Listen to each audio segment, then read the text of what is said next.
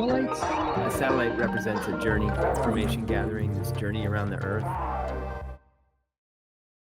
Satellite haiku. It's where the satellites start. Where the satellites haiku, yeah. Right, making the right 5575. Happy birthday, Milo. Thank you so much. Yeah, I'm 56, born in 1969. A lot of shit was happening that year. Summer of Love. I recently looked up 1968 on Wikipedia just to see like what was actually going on that year, like what is listed, because each year is listed on Wikipedia. You can find like just a listing for the year. One thing that happened in 1968 that I had never heard about was there were like 5 or 6 submarine accidents where submarines crashed. Oh, like wow. a whole entire crews were lost, but it wasn't just like 1 or 2. It was like 3 or 4 or 5. Yeah. That's Russian, American, both. I think both Russian and American submarines were lost. A whole bunch of them. And they weren't like in a battle. They just broke and died, and the people died. Woo. Yeah. What? There were like, rescue attempts and all that. Yeah, it was interesting. How about 1969? We got the moon landing, obviously. That's right. The moon landing, and then Woodstock is a big one. Yeah. Summer of Love. Yeah. I feel like I think Nixon was in charge, and we were in Vietnam. That was a big deal. That was a big deal. No, I just meant like Vietnam was sort of a big deal. Yeah, I just felt like the entire world was focused on the fact that we decided to go to Vietnam and sort of proxy war fight the Soviets. It was this weird posturing thing where we got up there and we were like, let's go fight the Soviet Union in another country. Do you know what's why? Did you watch that 9-part series on the Vietnam War? I think it was a Ken Burns. Was it Ken Burns? Yeah, it's really good. Yeah.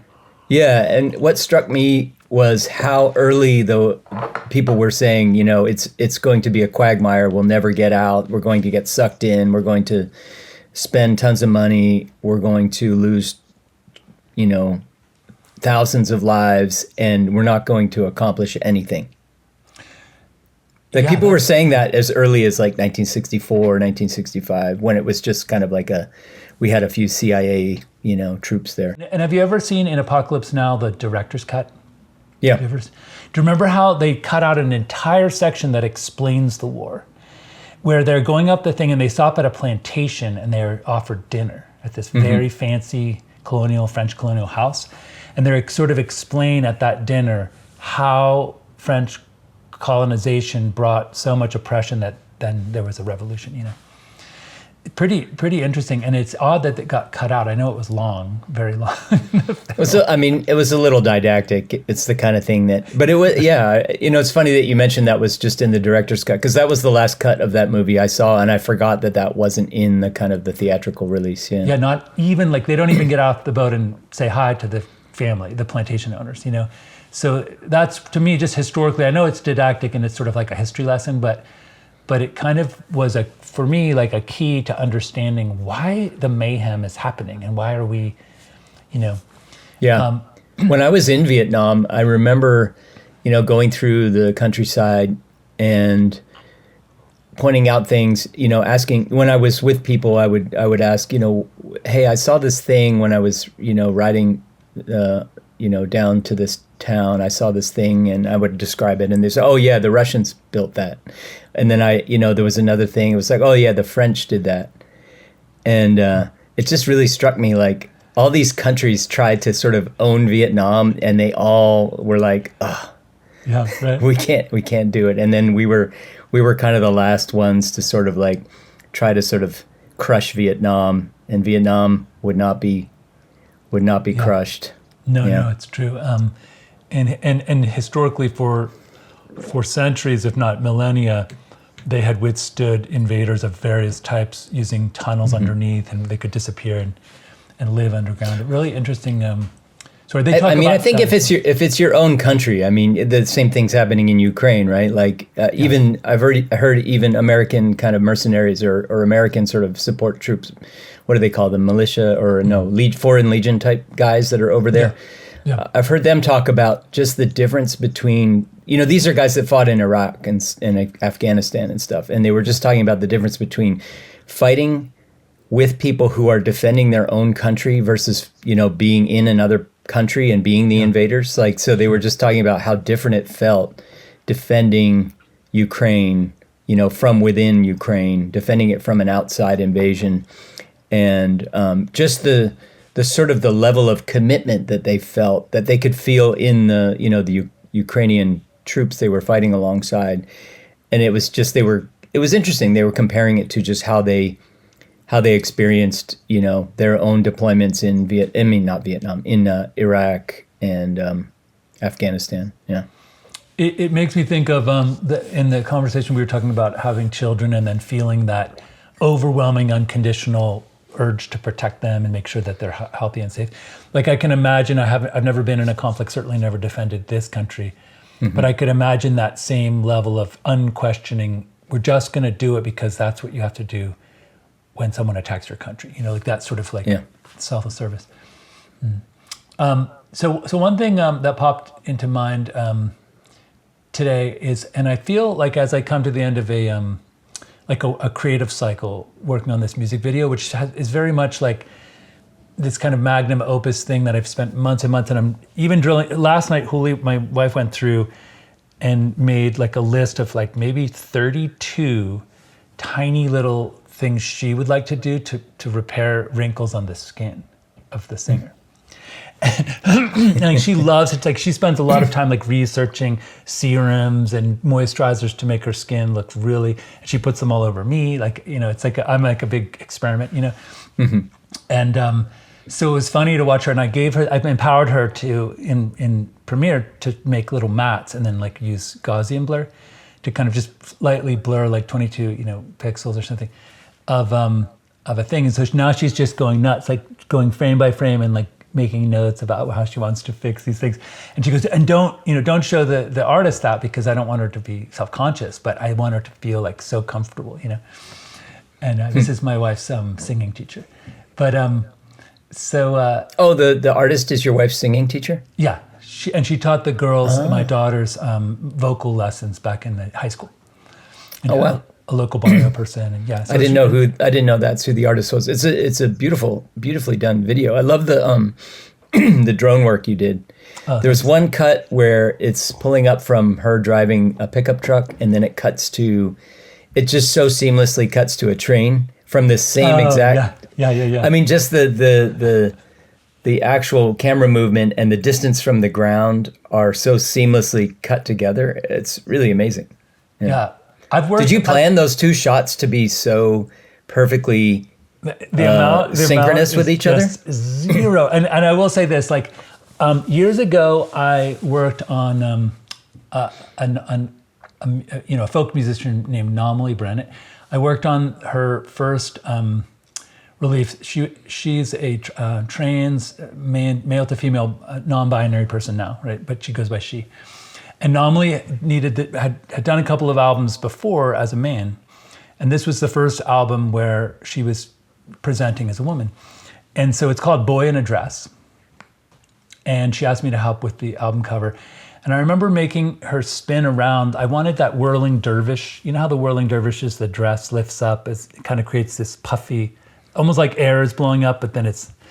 So I made her like spin around, and this was in the days before digital anything, so it was like tons of like film, and I made her spin and spin and spin until she was literally gonna vomit, and I was like, I just need a few more shots. But then the whole thing fell together, almost like watching just some magical process that I was the curator of, but not actually a participant in. And it just kind of fell together into place, and everything worked out in this magical way. And this video was like that, where like I was like the day of the drone shoot in the barrio, I was super grumpy. It was so bright, I couldn't see the screen. All these like photographers were coming to do like quinceañera things in the same strip, and I was like, ugh, just felt so self-conscious. And you should have put some of the quinceañera stuff in the background. I mean, that would have actually been kind of cool. Maybe. Well, having like a photographer with their assistants it just would have looked weird. Anyway, so my point is that like I don't even remember that shot. Like she pulls the truck away, the drone follows her and then goes up. And I literally, not only did I not plan it, but I didn't remember it, So then when I thought about the same with the train tracks, like it was windy and we weren't even able to get out on the plat because it was too muddy. And I don't remember doing that shot, but it somehow just went, when I saw it in the editing bay, the editing bins, I was like, damn, that's got to line up there. So it felt like there's so many little things like that where I wasn't in control of the acquisition of the footage because of some errors or just some technical difficulties. And then I just got some stuff by accident that was just really wonderful. So I did play a lot with, kind of weird talking about a video when you're not showing the audience, but I did play a lot with Ukrainian lenses. Like I bought these medium format Ukrainian lenses. And then you take on it when you have your CV joints, there's those boots on your car and they're filled with oil and grease and they kind of protect the CV joint. So if you take those and you buy new ones with no grease, you can cut them and make like a little round accordion rubber thing. And then you put your lens on the end of that and you push that up against your camera and you can manually create one of those lens baby things where you're like rocking the lens and you get like tilt shift. Oh, okay. Yeah. Tilt shift, and you can pull it in and out to focus, so you're like manually just kind of, so I did put that into play, which is sort of this variable that you can't control and you get these magical things that come out of that, But yeah. I was thinking about, so a couple things that you said that made me think about how much, so it's your birthday, right? So 1969, 1968, that's kind of where we started. You were just describing the process of filming years ago when it was film, right? And how much has changed. And then tilt shift, I was talking about tilt shift with my kids the other day because Dylan was showing me something on his computer that was like a tilt shift effect on a video. And I was talking about how like they named it tilt shift because of the actual mechanics of lenses back in the day, right? And and then we were talking about copy. I was talking to my daughter about cut and paste, and I was telling her that I remember literally cutting with an X-Acto knife and pasting things when I was doing like layouts and stuff, and like print layouts. And I was just thinking about, so we were watching Grease, I don't know, a couple weeks ago, and I think Grease was filmed in 1978, and it is set in like the late 50s, like say 1958, so 20 years earlier. And we were just struck by the fact that if you set a movie today, like if you filmed the equivalent today, it would be like setting a movie in 2004 or 2005. Sure. So like the distance between so Grease was such this nostalgic film when it was released, it was nostalgic about the 50s, which was such a different era, right? Yeah.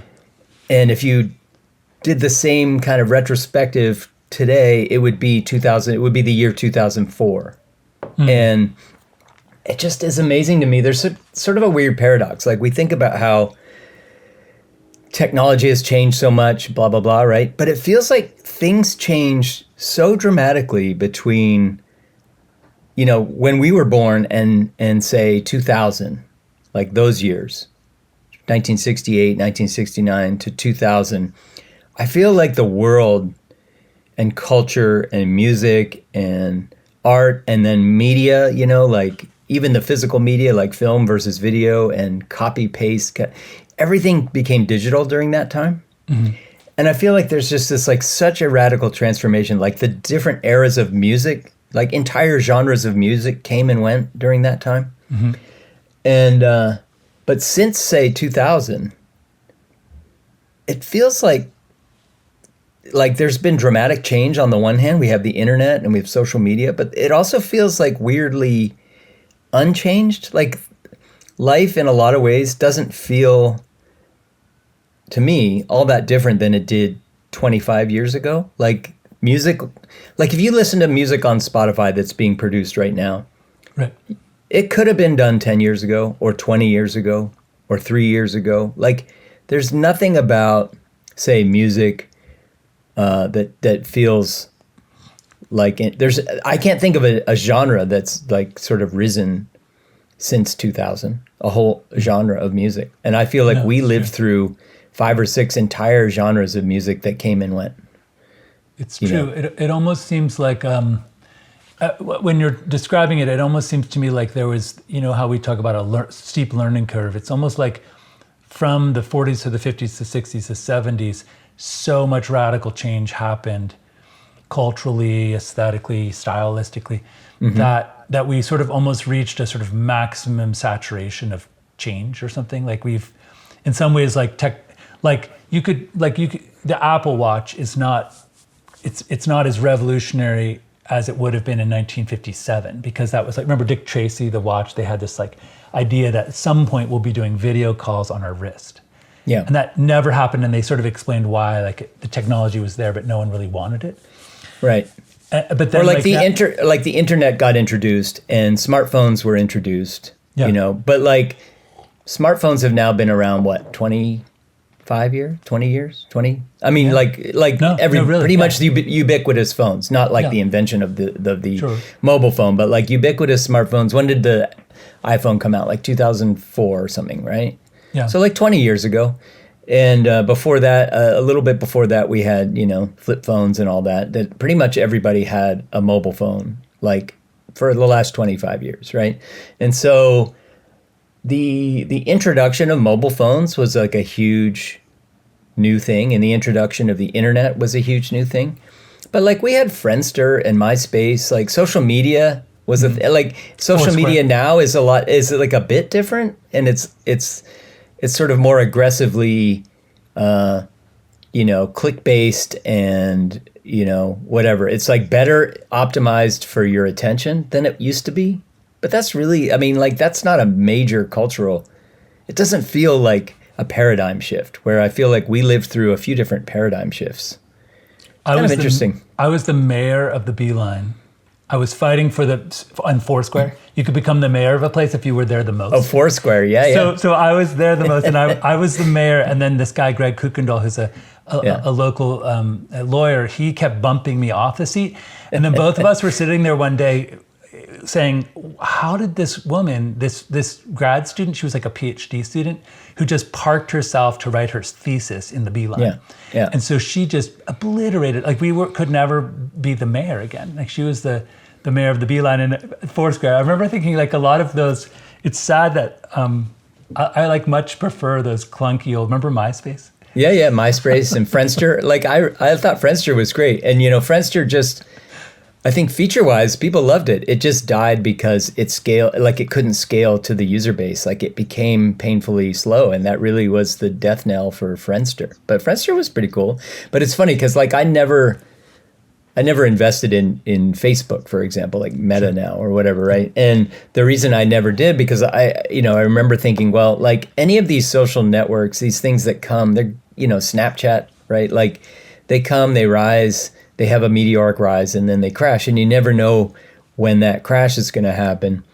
Now I don't invest in Meta because I think Mark Zuckerberg's an asshole, but and I don't want to give him any money, and I don't use Facebook or Instagram or any of those things really for that reason, right? So I have a different reason, and I probably I probably missed out on some money because of it, but yeah, it's funny because Meta has just risen, like the stock has risen and risen and risen and risen. And I think because it's not really social media anymore, like he's kind of transformed the world in a frightening way. But yeah, anyway.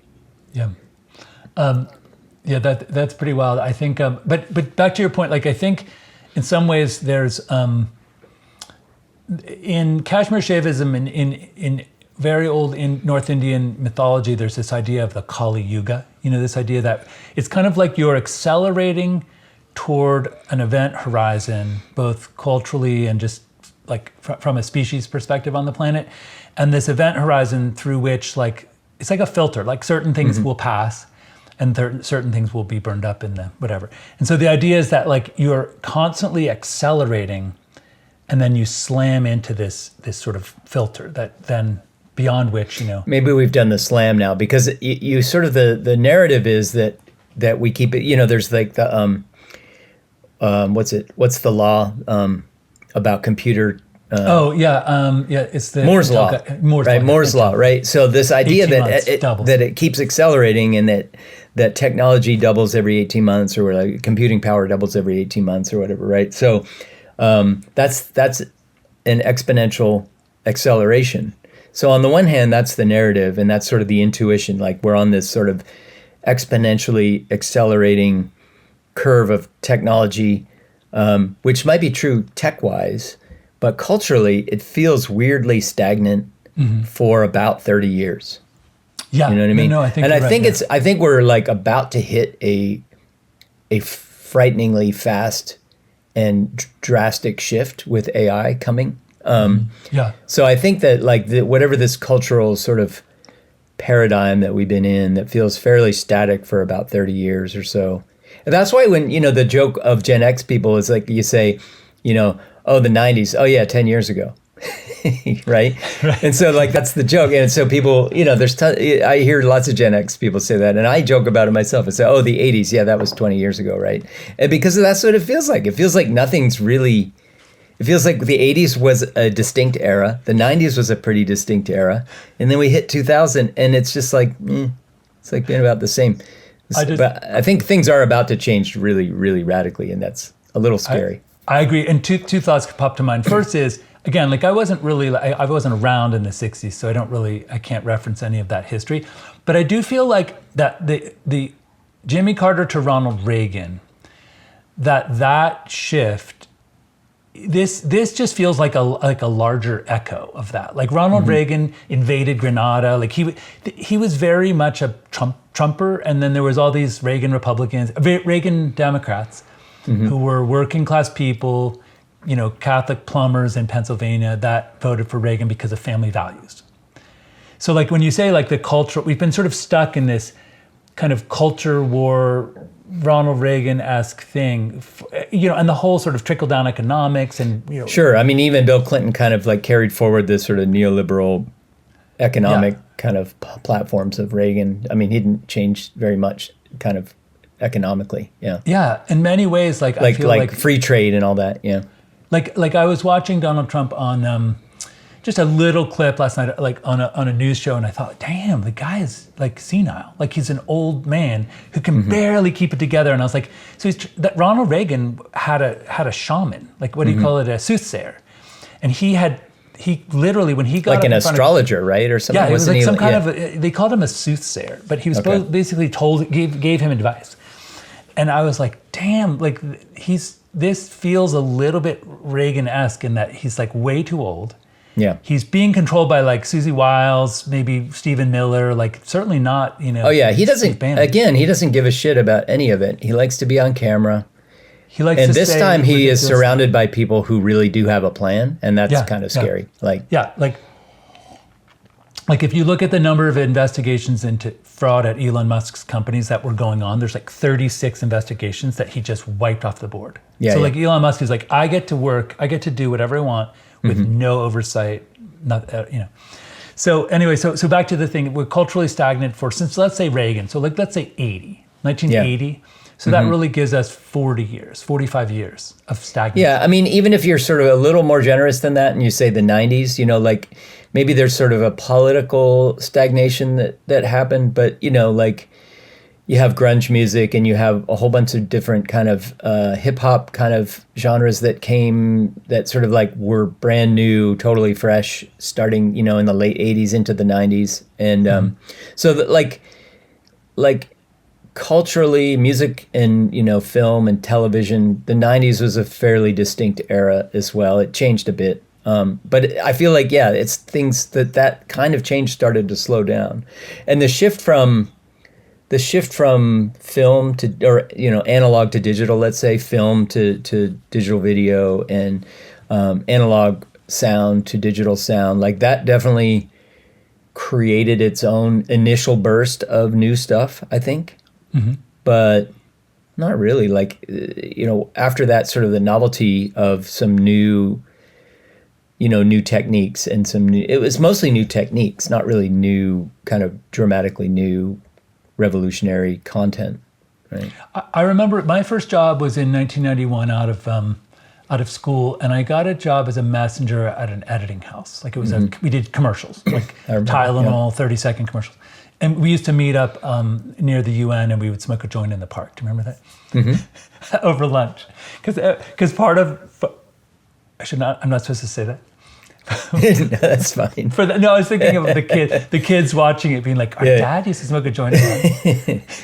But no, this place where I worked, like they're better knowing that about you. They came around with a bag of weed, and this woman from Elektra Records who was like sort of. I remember you brought home a gallon of weed one time for our roommates. Like your boss had a really kind of a good weed dealer in terms of the quality of the product was really good. And I remember our friend talked you into basically making a purchase for him, and it came in a gallon jug. Like it was so much weed. I never saw weed packaged in. It was a milk jug. It was literally a plastic milk jug filled with weed. Do you remember that? I don't remember that, but honestly, he bought it from you helped facilitate the transaction, and it was like hundreds of dollars, which is a lot back then. Yeah. And think about it, on my way home, if I had been caught by the cops, I might be in like federal prison today. You know. Like, yeah. 3 strikes, you're out, or I don't know. I mean, it's like a dealer amount of weed for sure. But like I remember walking into that office, and it was kind of like it was a really high paced thing, and they literally, this woman brought in this envelope, and I looked in, and there was a bunch of weed in there, ganja, and I said, "What's this?" And she goes, "It's your weed." Like they brought me weed for the week. Right. Like they just bring you weed because they wanted you to be happy. So they had Pepperidge Farm cookies, unlimited supply. They catered the lunches and the dinners. They had nonstop coffee and juice, and then they had just weed everywhere, like weed. And so pretty. I had a friend that when I was consulting, I had a coworker that had a contract, or like we landed Philip Morris as a client at one point. And so he had to go and sit in the Philip Morris office. I forget where it was, but he had to travel and like be in their office for about a 3-month, project. And he would tell stories about how there was like a cigarette cart that would come rolling around, and they would just put like cartons of cigarettes on everybody's desk. Oh my God. And this was right at the time when most of the country was shifting to non-smoking everywhere. Like offices were definitely non-smoking. Wow. All public spaces like airports and whatnot, right? But their office was just filled with smoke all the time. This is early 2000s, right? So it's pretty late into the non-smoking era, and they would just sort of deliver cigarette cartons to everybody's desk. You were expected to kind of like use the product, I guess. I remember it was, I don't know what year it was in New York, but remember all the waiters and waitresses like sued, and they said secondhand smoke is killing us. So then they banned it in like bars you couldn't smoke. And I remember I hated going out with my friends and then coming back and my hair smelled like smoke, and my shirt, my coat. Yeah. So I remember being so happy this first night. I went to a bar like down in Chelsea with some friends, and it was the air. It looked like a movie set because the air was crystal clear, and like it didn't look like a bar because there wasn't smoke hanging in the air. It was super weird to get used to that. Trippy and kind of clean, overly squeaky clean. Anyway, so I remember walking in, and the dude, one of my friends, goes up to the bartender and he's like, "Dude, I really liked it. Can I smoke?" And the guy goes, "You can go over by the window and smoke next to the window." And I was like, "Shit," because now I ended up smelling like smoke, and I was like, I thought I got out of this. Like, why? Yeah. I remember, when I first moved to the Bay Area, and New York was still doing smoke in bars at that point. It was starting to sort of phase out, but I don't think they'd passed the law yet. And out here, I remember going to a bar, and it was for a music, kind of a band that I went to see with friends, and showing up to this bar and having it be totally smoke-free, and thinking it just felt so weird. Like it felt like I was in like a college coffee house, poetry slam or something. Like I felt like it just felt off. And I got used to it eventually. And then I went to work in Germany. This was, several years after, or at least 10 years after sort of the non-smoking stuff. I was working in Dusseldorf, and I would go out at night, and it was so smoky in the bars. I remember I'd take a shower, and just the smell of the smoke kind of washing off me in the shower. I could smell like this sort of like wet, soapy smoke, really, really strong. And then I would go to sleep, and I'd wake up, the next morning for work.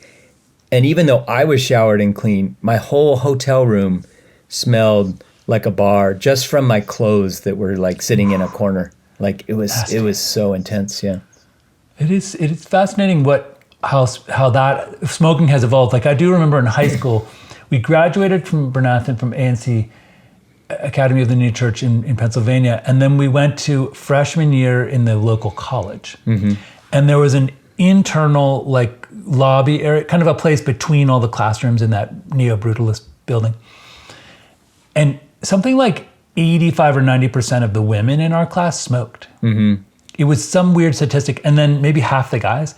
And so if you wanted to cut across that thing, you had to walk past like 29, maybe 50 smokers. And it was like inside, like in the middle of the building, like where there's no way for the air to, can you imagine that? My dad would be sometimes in that collection of people smoking, yeah. Your dad used to smoke under the vent hood in the classroom. Yeah. Remember how he had those vent hoods? For doing play work and stuff. He would just stand over there by the vent hood and just smoke Camel Straights without filters. Oof.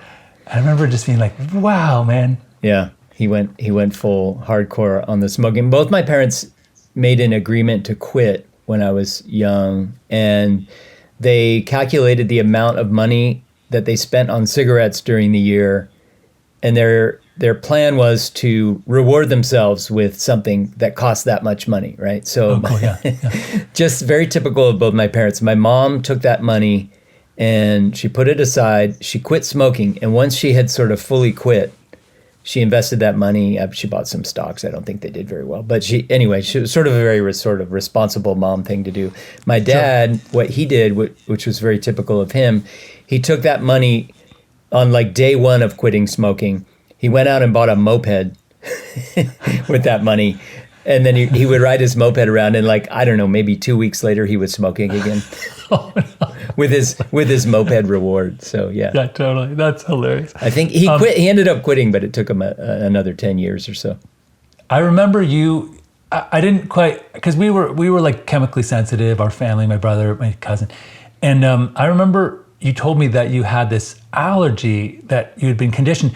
And like we would be walking on campus and someone would walk by and a little wisp of smoke would go and your nose would immediately stuff up. I would start to sneeze sometimes with cigarette smoke. And it's interesting because my parents smoked, but there was something about encountering it out in the world in certain ways that would just trigger a sneezing fit. Yeah. And it could be just like a trace amount, and it could have been, psychosomatic. I don't know. But yeah, I remember that. I would encounter kind of trace amounts of it once in a while. And maybe it was certain kinds of cigarettes. I feel like when I'm in San Francisco and I'm near Chinatown, for example, or I'm in kind of the more Chinese areas of the city, I think there's like Chinese cigarettes that are different a little bit somehow. Like these older Chinese men smoke these slightly different cigarettes, and they just hit me. Yeah. Interesting. I wonder if it's because remember with the whistleblowers in the tobacco industry, we learned that they were engineering them to burn faster and also be more addictive, and they were adding all this crap. But like if you bought American Spirits or maybe these Chinese ones, either they're very pure and just pure tobacco, or they've got a ton of crap in them that is making you, it's hard to know. Anyway, so we were going back to the idea that like we were in this kind of a little bit of a cultural stagnance, or like a cultural stagnant pool, but we are in some ways, there's technologically we're headed in this acceleration thing. Like as you say, artificial intelligence and our ability to have chips that can actually use the code from a large language model, that's accelerating faster than let's say from 1950 to 1980, in terms of computing power. Let's say that was a much slower. The conversational AI is nuts already. Like the degree to which you can already talk to an AI and have something that sounds like a conversation is pretty crazy how quickly that, because the movie Her with Joaquin Phoenix? Yeah. That was in an era of movies where you would watch that, him talk to an AI, and it felt like, you sort of felt like that was science fiction. Like this is years away. And even translation, right? Like computer aided translation of foreign languages into English, for example. That was just such a hard problem to solve. And it, even 10 years ago, people were saying, I don't know if we're going to ever get to really kind of fluent translation. But, we've hit that basically. Yeah. Like you have real-time translation done by AI now. That's really good. And you can have a conversation with a bot that sounds real. And it's kind of amazing. I find it super uncomfortable and terrifying at the same time. And I don't know how much of that feeling is just generational. Like I'm old and I'm, having this sort of fear of the unknown. I see on the horizon some unknown but radical change. Yeah. So I kind of wanted to do this interesting pitch. So imagine this. It's my birthday and I'm just kind of like, I meditated this morning and I was writing down this idea. So back in maybe the late 90s, maybe 2002, one of my friends, Erica Swadley, who's an artist in Tucson from Bernathen, she invited me I had been doing bookbinding, or artist books. I'd been taking some classes and I made some of my own. So she knew that I was like able to bind like odd shaped things and just sort of figure out with wires and cloth and glue and stuff how to put things together into a book. And so she had this show, and it was a show she did she collaborated with a friend, another painter, and they got a grant from the Pima Arts Council. And I even remember the room where they had it, and they invited 100 artists to submit pieces that had to do with death. Mm-hmm. Into Just the book. Death. Yeah, I submitted a piece for that. Well, yeah, the book was 365 invitations. So you submitted a page, and then I broke it into 4 seasons, like north, south, east, and west, and maybe the seasons. And then I had to bind the covers because a third of the year was enough for one book. Anyway, that was just part of the show. The rest of the show, there were other artists that had submitted pieces or had been invited. I remember one guy, he had found a way. They had at this point. They had somehow started to sequence, how the HIV virus is, the way it wears your immune system down is it's constantly changing its spike protein. Mm-hmm. So it's able to change it enough that the immune system has to chase after it and make a new set of T cells. And then another, the memory cells don't really work is what happens. So he was able to track those changes in a database. Mm. And then he assigned different proteins or different parts of the protein to MIDI notes, like notes in MIDI. And then he'd let it play its own piece. And it was one of the most beautiful, eerie. I would like to sort of find him and see if we could listen to it again. It was just chillingly beautiful, but also dark and eerie. It was sort of modal. Well, when you sort of connect the music to what's creating it conceptually, it becomes... It's a voice. He gave it a voice. Yeah, but it also, that gives it a sort of a darkness that, yeah, that's amazing. I mean, yeah. So anyway, and being part of that show, again, I wish I was more superstitious. I wish I could see a ghost. I think I'm way too empirical and scientific I just don't think it's going to happen. Mm-hmm. But I will tell you that there was some pretty wild shit that happened while we were preparing for this show. Mm-hmm. I needed this certain kind of book board that you could only buy out of Seattle, and I needed to make a call, and I needed it very soon, because I had 2 weeks. And I remember that afternoon, I kept getting blocked, and this place in LA didn't have it. And finally, I went to call the place that had it, and the phone didn't work. I was it was a landline, and it just didn't work. And I was kind of frustrated, and I searched around, and it turned out that AT&T's network had gone down, the whole thing. You couldn't make a call from one state to another. Just for the afternoon, it was just and I thought that's just kind of weird. And then I just talked to our friend Erica, and I was she was oh dude, this thing there's 50 examples of weird blockages that people have had that they are unexplainable. It feels like we're being forced to sort of bust through this thing to create the show. It was a beautiful show, and it was one of the most universal shows. It was kind of like the Museum of the Musical Instrument. You can go through and everyone can appreciate rhythm, ornamentation, melody. It's this universal thread that weaves us together as humans. And so the places where we're divided politically, death brings us together because we're all afraid of death. we're all marching toward this portal of death. Right. Okay. You have these billionaires that somehow seem to be under the illusion that they can avoid it. But yeah, it's an equalizer. They will hit it just like the rest of us. Here's my pitch for a show like that. Ready? And I want to just sort of figure out, expand the scope beyond just what I produce, but invite people to be part of it. And that would be, remember, so two things. Carl Sagan, years ago, back in maybe the 70s, put together a time capsule. It was one of his projects. Yeah, for one of like the Voyager or one of those space. So we sent it off into space, and it had B-side. There was a gold record, a record made of gold that could play sounds from Earth, and there were other things packaged in and there. And it's possible. Yeah. The idea would be like, let's say 1 million years from now, someone would intercept it, and they would be like, "Wow, this at one point in time, this species on this particular planet in this solar system was able to produce this cultural content, right?" So I thought, in some ways, as you approach an event horizon, which feels like we are, there's a question of like, if we're approaching that filter, that Kali Yuga filter, like if you could send a signal, a message of who we were, who we are, who we were, and what worked and what didn't work, kind of like almost like postmortem notes for the future, right?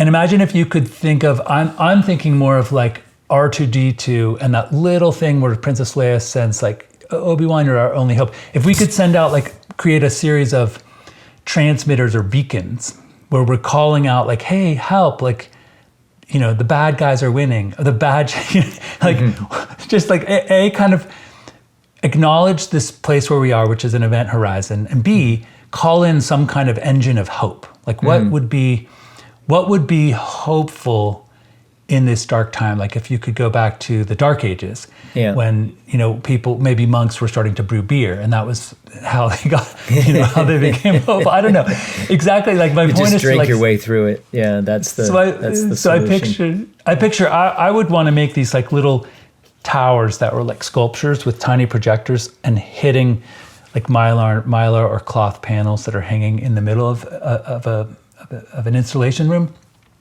But then I would love like for there to be a musical component. What would a piece sound like that was both acknowledging the dire straits which we find ourselves in, but also inspires us to hope, to look for the hope for the future. And that's my pitch, is like, what would it be fun, or is it interesting to make a collaborative show, an art show that's based on those principles? Like let's gather together the things that we appreciate about the world, put them in our own time capsule. That's some kind of or just like an art show that represents that assemblage. Yeah. And then just acknowledge this place where we are, this Kali Yuga filter that we're approaching on a variety of levels, climate change, politically, all these different ways. AI, the billionaire, and then just sort of push it forward into the Voyager, into time and space, and let, maybe our ancestors or those of us who survived the event horizon, they can have some seed material to start from. Like things that didn't work, things that really worked, I don't know. What do you think? Like a seed bank, but of ideas. Ideas, yeah. Seed bank of ideas and cultural artifacts and thought, disciplines of thought or groups of thought. Yeah, just an idea I wanted to pitch it, and it came to me as a birthday thing. Like, what would it seems kind of like, as artists, what I've often felt kind of stymied in the last few years of, as artists, what should we do? And this to me feels like a much longer term offering. Yeah. Well, because there's always that sort of conflict between, when you see art or consume art that is, or when you encounter art that is very message laden, that is obviously trying to say something about the time, but too obviously, then it feels like, it feels didactic, to use that word again. But then once in a while, you'll see somebody who manages to do something that is political and relevant, and it just hits for some reason. Like I think Kendrick Lamar's halftime show at the Super Bowl was an example of that. Like I was thinking in my mind, the thing that I found myself comparing it to was, I think John Legend, I can't remember who he collaborated with. I want to say Questlove, but I can't swear that it was Questlove. They did an album years ago that was like kind of what you're describing, about sort of trying to sort of address the challenges of the moment and say something about them, and then say something, you know, sort of hopeful and kind of like sort of plant seeds of hope as well. But it was so on the nose and cheesy in a way. Like it was sort of like, you know what I mean? Like it's interesting to think about like when those things do really hit and what it is about them. Because if you watch a movie, I don't know, like Don't Look Up is a good example. That movie has an obvious message, right? But it's so entertaining at the same time. Like it's so well executed.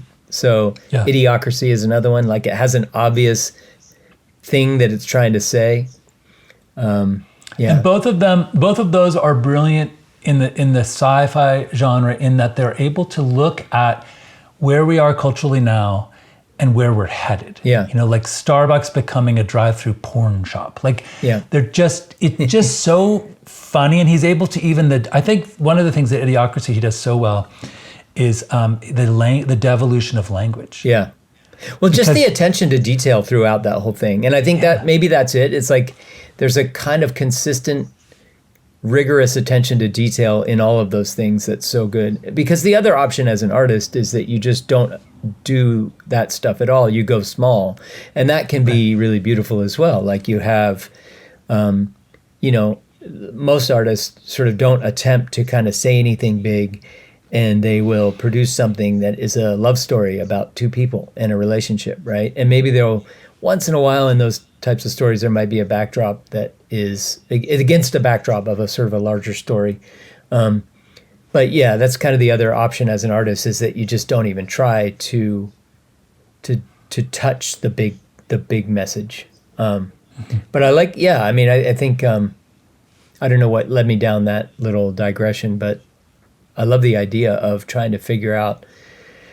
It made me also think of, like I said, seed bank. There are others. Sure. So there's a seed bank. So that's kind of the one type of manifestation of trying to save something for the future, for a future generation that we don't touch for a while, like any kind of time capsule. There's also, I think there is a project that I heard about, and I'll look it up and try to put it in the show notes. But it's like human knowledge. It's basically like there is a group of people that's trying to preserve human knowledge for, you know, after the event, whatever the event is, that kind of maybe brings us into a dark age, and you know, like kind of the Library of Alexandria type of thing. It's like, well, we don't want human knowledge to get wiped out in a big fire, right? So let's figure out how to preserve like the most, and there's an exercise to identify like what would be the most essential human knowledge to put into like an archive,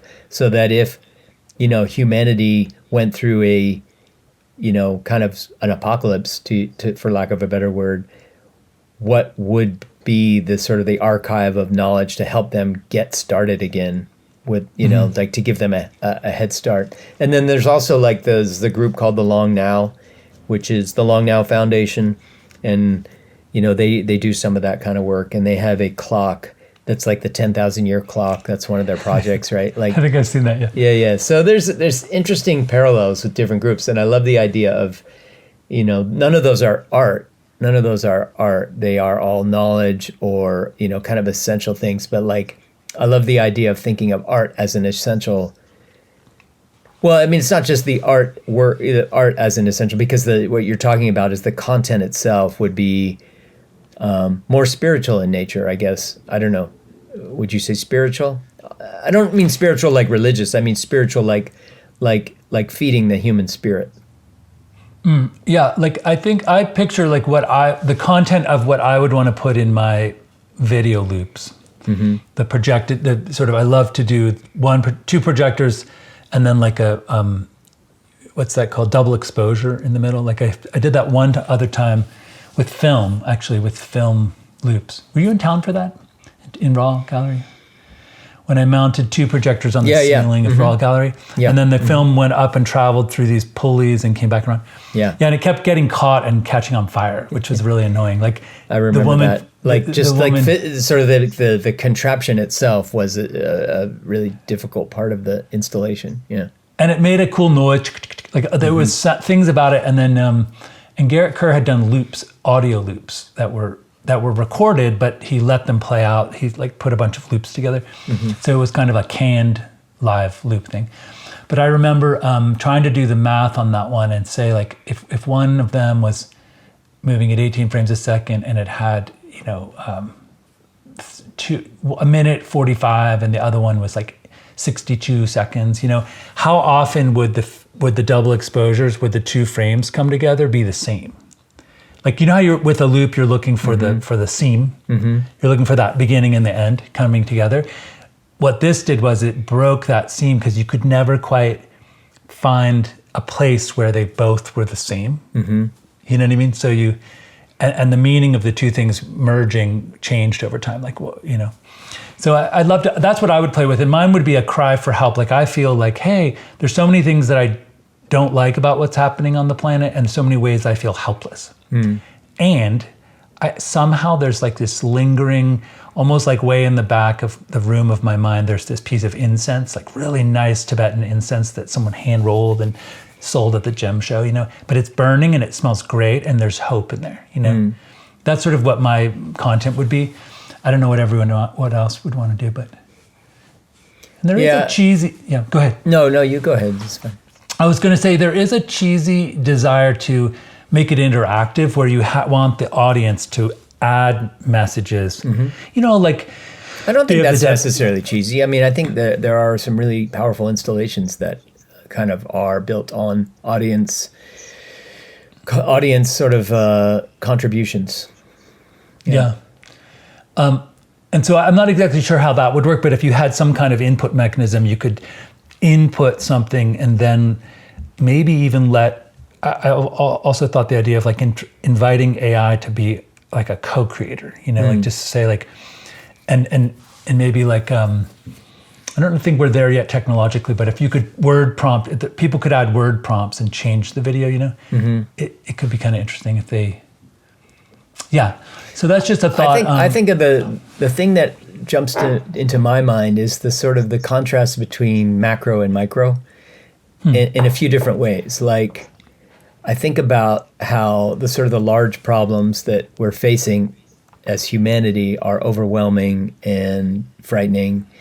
And, you know, there's a part of me that instinctually wants to just sort of hunker down and experience the world in a small way, you know, with my family and through interpersonal interactions, and to sort of like almost remember or just refocus on what I can do is the stuff I can do is within arm's reach. The stuff I can affect most is within arm's reach. It's within the reach of my voice. And, you know, maybe it's possible to kind of grow from there into, you know, being a bigger voice or whatever. But like, even lacking that, it's just the small sort of interpersonal exchanges of meaning and love and all that, right? So there's just sort of the macro and micro. The other macro thing that comes to mind is something we were sort of talking about last week, which is this notion that countries have been through this, societies have been through this, even, you know, like whole empires have risen and fallen, and you know, humanity was a tiny little kind of clusters of, you know, villages and stuff at one point, right? Like, we've been through, when I think about what humanity's been through, like, there's a part of me that goes, you know, like, we will or won't make it. And as a species, as a civilization, we're definitely going to go through some turmoil, and maybe we're going to go through a kind of a correction where we get downsized quite a bit or whatever, right? Like, a meteor could hit the earth and it could all be over, right? Like, so there's there's a macro side of me that goes, whatever happens right now is a phase, and like we've been through phases. So it's I guess the macro is humanity. When I think about things in the context of humanity, there's a scary part of that, and then there's sort of like an acceptance part of that. Like, well, humanity's sort of like we're either done for or we're not, and either way, we've been through a lot of shit as a species, as a civilization, as a number of civilizations that have collapsed. And and then there's sort of different macro, micro, kind of like a vibration between the macro and micro is what I kind of go to for some reason. No, I totally understand why. I think it's because, as modern humans in 2025, we have access to all that news and information that really has, as we said, from amusing ourselves to death, has nothing to do with our daily lives. But we hear about it and we know about it, and we want to, especially if our tax dollars are creating whatever actions are out there that are far from us. So I guess my thought is like we have information about the macro and we are living the micro, right? So we're in our little bubbles. But the sort of the macro paradigm we're in of kind of late capitalism is not the greatest, right? And it hasn't been around that long, right? Like, right. The sort of the capitalism the way it is now almost feels like a law of nature. Like, it just feels like sort of it just feels like it's the natural way, but it isn't at all the natural way of things. It's barely been around. It's a blip, right? And countries as we think of them are a blip in human history. And, so I guess I feel like if this whole thing just blows up, like, there's better stuff that could rise in its place, much better stuff, right? There's much worse stuff too. But like what we're in the middle of right now, it's actually not that great in a lot of ways. There's a part of me on that macro level that goes, like humanity wouldn't be a bad thing if this all went away. Like, it would be a bad thing at the micro level for sure for a lot of individual people. And so that's another sort of macro, micro vibration. Like any of those things when you think, all right, well, that paradigm needs to go away. Well, with that will go, a lot of individual, that will bring a lot of individual suffering. So, yeah, it's interesting. Years ago, it might have been the early 2000s, there was an NYU philosophy professor that proposed sort of a, what are those games that people play that are like you build empires and then they attack each other, and they're like Sims, but they're games. World of not World of Warcraft, but the ones where you like build empires and try to, I forget I never played them, but yeah. Anyway, Civilization is a good one, yeah. Civ. Yeah. So his idea was that we are inside a sim game, like the Civilization game, and we're upstairs in a split level house in New Jersey, and there's a 16-year-old boy who's playing the game, and his mom shouts up the stairs, the pizza's here, or the spaghetti will be ready in 15 minutes. And he goes, oh shit. And he wants to finish the game before dinner. Yeah. So he starts adding in all these variables to accelerate the downward trend, to make it sort of end quickly. So you can kind of see what happens when you just pound shit into variables into the system. Let's make this guy president. Right. So, yeah, exactly. So like, that's what it feels like, right? It feels like all these odd variables, like you thought it was bad. Well, let's add the worst variables in to see if we can accelerate the badness, the down. Let's make millions of people love that guy who's the worst. Yeah, I mean, and the likelihood that you could, for instance, when I was watching him last night, I thought like, he sounds like if you went to visit your grandfather in the old people's home and like in that sort of visitation hall, he's just talking about like, and you realize like not only do they love him, but they voted for a guy who's a fucking senile old man. Like, and the amount of energy people do to translate his nonsense into coherent ideas is like there's so much work that people put into that. They go, well, he didn't mean that, he meant this, right? And or they go, oh, he was just joking, or like they there's like this toddler kind of baby aspect to it. It's like, oh, he's our drunk uncle, and so like we have to sort of apologize for him. We have to translate his drunken, slurring kind of like racist nonsense into something that isn't that, right? Like there's so much work that people do that they never did for anybody else. Like they never did that for other presidents. And the other sort of the weird thing from that perspective, I think is odd is, so do you remember the film Being? Yeah, a lot of people have compared Trump to kind of the Chauncey Gardner guy. Yeah, Chauncey Gardner being there, and Peter Sellers. Mm-hmm. And I mean, one of my favorite scenes is at the very end of the film. He says goodbye, and he's walking across like a pond. That's meant, and then he looks and he stops and he puts his umbrella all the way into the water. It's the cover image of the video box. Yeah. And then he lifts it up and he's just like, meh, and he just keeps walking, and it's like people are watching him like, oh my God. But so like the thing is, in those ones, like there's sort of the Yogi Berra phenomenon where someone says something so dumb that it sounds wise. Mm-hmm. You know what I mean? Like a Yoda-ish, right?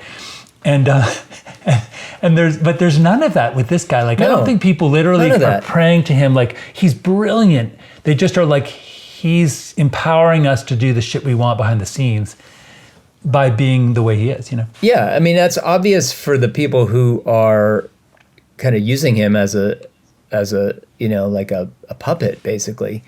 But the fans, his fans, like the people who love him, that's the thing that's baffled me from the beginning. I just don't get it at all. And if you look back through history, like, think of like Rasputin. Mm-hmm. Like Elon Musk in some ways is a Rasputin type character. Totally, 100%. Yeah. Sort of in the shadows. He's not an official job, but he's pulling the strings. And this dude, he's I think the older he gets, I think Rasputin had ideas for society, whereas I think Elon Musk is like, how can I make this better for me and like 10 other people? And maybe not even those 10 people. Like that, I feel like if there's going to be a downfall of Musk, like people seem to be predicting that it will be, creating this idea or an image or a perception that Musk is the president and that Trump will kind of react to that out of his ego and pride, which is, I think, totally plausible. But I think the other possibility is that Musk basically puts himself in such a position of advantage in the corporate kind of sphere that the other, CEOs, Sundar Pichai and Jeff Bezos, well, I don't know if Jeff Bezos is even working anymore, but that Mark Zuckerberg and all these other guys go, holy shit, like you can't do that, right? Like, gifting himself government contracts or whatever. Like, I think that if he tilts the playing field toward himself at the disadvantage of his competing billionaires, that's what happened in Russia to some extent with the oligarchs. Like they were, first of all, they were just sort of like grabbing stuff as the USSR fell. They were just sort of like, taking whatever they could.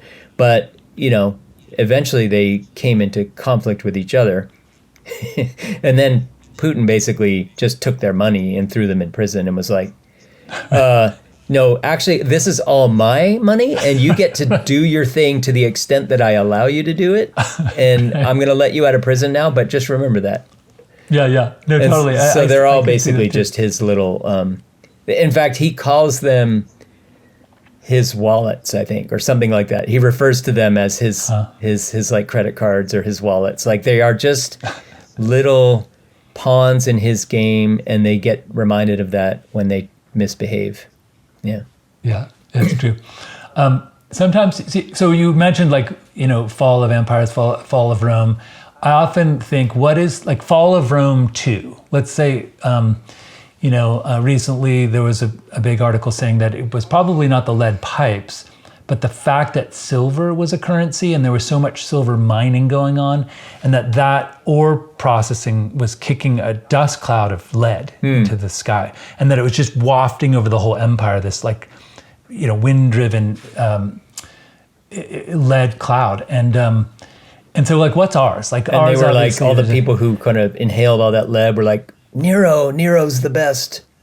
We Right, love well, that they guy. definitely lost a bunch of IQ points. Caligula. It's like We love that guy. 25 points. Caligula 2022 or whatever, like whatever the campaign year was. I don't know when Caligula was. Definitely wasn't Yeah, 2022. I don't know. Caligula this dude 3, or I don't know. Yeah, totally.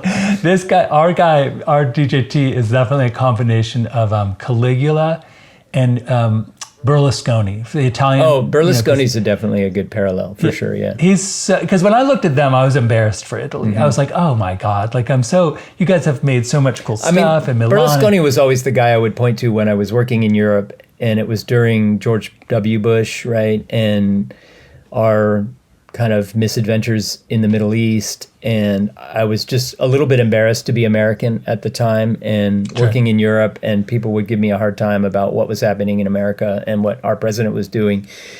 And if their kind of comments ever made me feel like they were including me in all of that, and like, how could you vote for this kind of thing, like sort of me personally, I would just point to, I worked with some Italians at the time, and I would say, Berlusconi, like, look at that guy. Like, did you vote for him? Do you like him? Right? Like, not every citizen of a country is totally on board with what their dumbass leader is doing.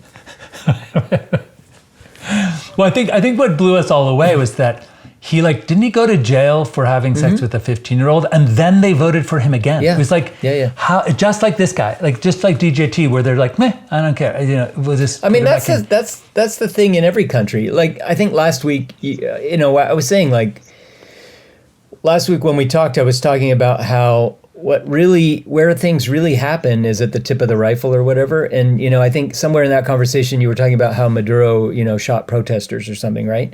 And the thing I didn't say at that moment was, like, Maduro didn't shoot anybody, right? Like, it was some cop that decided to follow orders to shoot, right? Some actual guy on the ground pulled the trigger, right? And so that's the thing about all these countries with Berlusconi and Maduro and Duterte in the Philippines and Modi in India, and Orban in Hungary. They all have they have a rabid fan base, and it's bizarre because they are deranged, often stupid people. And you go, like, how do they have millions of people that are just cheering for every little thing that, and that's what we have with Trump to some extent. Like, he talks about, sharks and electric vehicles, and you remember that whole thing, or drinking bleach to get rid of COVID, and windmill cancer, and you go, like, he's a fucking idiot. Like, what is the? But not only do people go, no, he's not really an idiot. They love him. It's the level of love that people have, or like devotion or infatuation. Love is the wrong word for it. It's a weird infatuation. Yeah. It's just totally shocking to me, and the thing that I struggle with the most, I think. I might have said this before, but I asked my Colombian wife, so give me an idea, who is Maduro? Like, if you look at American politics, like, who would be the foil for Maduro? Like, who is that? Because I don't understand. Is he dumb? Is he smart? Is he evil? And she goes, he's a Sarah Palin if Sarah Palin was the vice president and McCain died. Because Chavez died and left it to him. Yeah. So he's Sarah Palin. Yeah. He's just not a smart dude. He's like... But the thing that, again, the thing that bothers me and that I struggle with is just the level of, like, my fellow citizens and what they see somehow. And, it reminds me, I think Werner Herzog said this, I don't remember if it was him, but basically, the idea that how frightening it is that to realize that 1/3 of your fellow citizens would kill another third of your fellow citizens, willingly, while, the rest of the third was struggling with to what extent to, defend the ones that are in danger or protect themselves or just sit back and watch. It's just scary, right? I think he said 1/3 of your fellow citizens, 1/3 of your fellow citizens would kill another third while the last third sat back and watched. I don't think that last third is, necessarily a sit back and watch third. I think the last third struggles with what the fuck to do when. Anyway. Right. No, that's interesting. And remember that when we were talking about how we're just a bag of hormones, like chemicals sloshing back and forth, and I said, it's odd to me and kind of impressive that our personalities persist across so many biological changes as we age, and yet our personalities tend to be very persistent, right? And it almost seems like no matter how complex we can create these governmental structures, constitutions to address the worst natures of ourselves, that those dark natures persist. You know, like one thing I remember. Do you remember when Yugoslavia descended after the Soviet era into those factions of Bosnian Muslims and one social scientist looked at it and said, you know what's interesting is under the Soviet system, all of those different ethnic groups were living interspersed in neighborhoods. It was very diverse. And in school, no one taught racism. Like no one taught, like the Serbs or the Croats went with Hitler, so always hate them. You know, like he said that signal had to be passed along at the dinner table. Yeah. Because it wasn't being passed along in any kind of you're right. I mean, when you think of some of the atrocities committed in that part of the world during that conflict, and these are people that lived alongside each other. Or Rwanda was another one, right? And I mean, just to kind of go back to the fall of the Soviet Union or the fracturing of the Soviet Union, Tajikistan, I think it was, when that country became independent of the Soviet Union. I think that's the country. There was this sort of, the people of that country turned on the Russian people who lived in that country. And that's true. They were just slaughtered people like their neighbors. And it was just this mob thing happened. And you had people that were, in a few cases protecting their neighbors and hiding Russians in their houses and stuff. But there were stories of, families, just like in any one of those political conflicts, there were people that were like, had lived there for years with their families and they were Russian and, they just abandoned everything and ran back to Moscow because, the people of Tajikistan just turned on them just in a split second. Just crazy. No, it's true. And I do think, No, so that's what your point about the Werner Herzog quote. And I was going to ask, did he write that before or after he ate his shoe?